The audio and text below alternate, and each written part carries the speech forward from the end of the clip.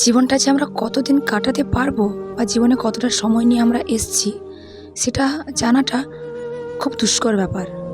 কারণ এখন আছি, 2 মিনিটের পর আমরা নাও থাকতে পারি। তো রাগ, অভিমান, আদার্স যা কিছু মনে ভাবনা থাকে সব কিছু আমাদের মন থেকে বের করে দিতে হবে।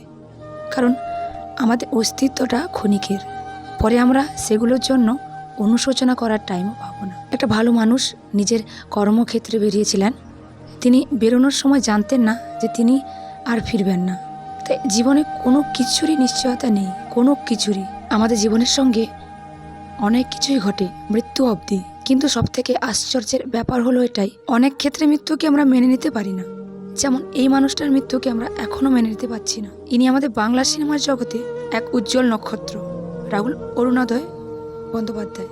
যদি এটা দুঃস্বপ্ন হতো, যদি স্বপ্ন থেকে উঠে দেখতাম যে সব কিছু ঠিকঠাক আছে, সব কিছু ভালো আছে, আমাদের কিছুই হারায়নি, তাহলে অনেকটা ভালো হতো।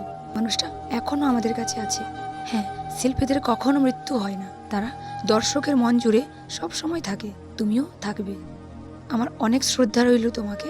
তুমি যেখানেই থেকো ভালো থেকো।